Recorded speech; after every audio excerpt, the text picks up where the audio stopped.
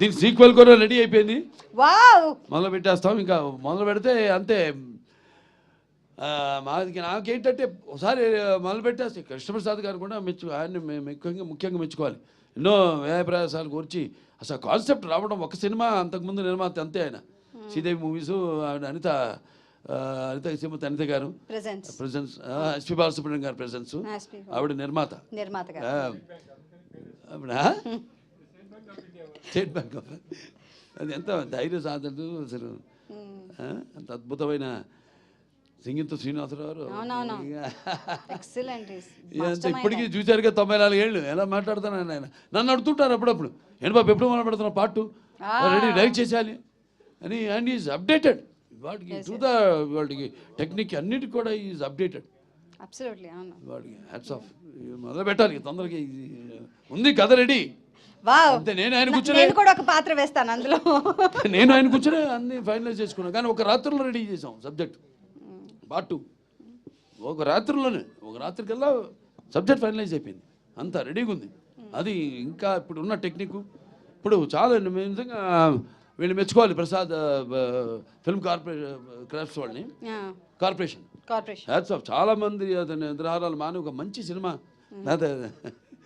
చేస్తున్నారు. టీం అన్నా అసలు వాళ్ళు ఒక 300 పైన, సుమారుగా 350 మంది అందరూ వాళ్ళు ఇది ఒక మంచి సినిమా చేస్తున్నాం మనం. చిరస్థాయిగా దీన్ని ఎలాగైనా నిలబెట్టాలి ఈ సినిమాని.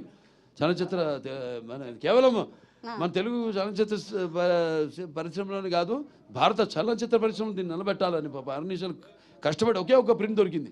అప్పుడు ఇదంతా లేదు. డిజిటలైజ్ చేయడం తర్వాత 2006లోనో 2008లోనో వచ్చింది అప్పుడు అది. అప్పుడు మేము గ్రాఫిక్స్ ఎలా వాడలేదు, యూమాటిక్ టెక్నిక్ వాడాం. చాలా కొత్త ఇప్పుడు వాళ్ళకి నేర్చుకోవాలి. ఖర్చు చాలా తగ్గించుకోవాలి సినిమా అన్నది. నిజంగా మనం వాడిన టెక్నిక్ ముందు గ్లాసు పెట్టి కబీర్లాలు, దానికేమో మ్యాట్ పెయింటింగ్ కాకుండా మళ్ళీ బుక్స్లోంచి ఫోటోగ్రాఫ్స్ కానీ కట్ చేసి అవన్నీ అంటించి మళ్ళీ దానికి మినియేచర్సు ఇవన్నీ రోజు 2 షాట్లు తీసేవాళ్ళం. టాక్ డిస్మాంటిల్ చేసేసి అప్పుడు క్లోజప్స్, మిడ్ షాట్స్ తీసుకునేవాళ్ళం. చాలా అంటే చాలా 3 కెమెరామెన్లు దీనికి. శ్రీరామ్ గారు, అలాగే మన విఎస్ఆర్ స్వామి గారు. అందుకే ఆ తేడా కనపడుతుంది మనకి. అంటే కన్వెన్షనల్ ఫోటోగ్రఫీ, దాని తర్వాత లేటెస్ట్ బౌన్స్ ఫోటోగ్రఫీ ఏదైతే శ్రీరాము, పిసి శ్రీరాము లేకపోతే కబీర్లాల్ గారు వాడారు. అద్భుతం.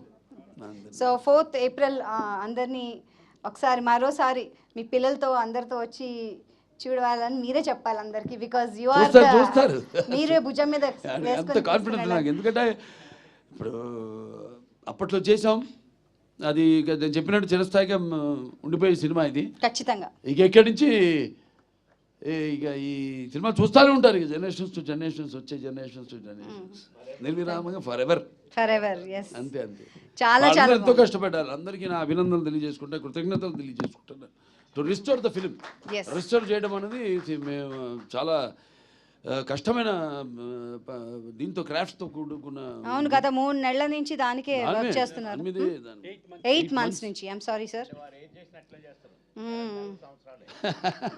సో 8 నెలల నుంచి చేశారంటే ఇట్స్ రియలీ గ్రేట్. మళ్ళీ ఇది తెలియదండి, రీబార్న్ అన్నట్టు చెప్పాలంటే ఈ సినిమా గురించి ఇప్పుడు తెలుస్తుంది. అప్పుడు కొంతమంది చూశారు కానీ ఎవడు చేసినా కూడా ఎవడు అది కాల అనుకున్నంత వరకే, అంతేగాని ఏది జరగల ప్రాక్టికల్గా. ఇక ఈ సినిమా ఇవాళ మాట్లాడుకుంటారు మొత్తం మన ఇండియన్ ఫిలిం కమ్యూనిటీ మొత్తం కూడా ఈ సినిమా గురించి మాట్లాడుకుంటుంది.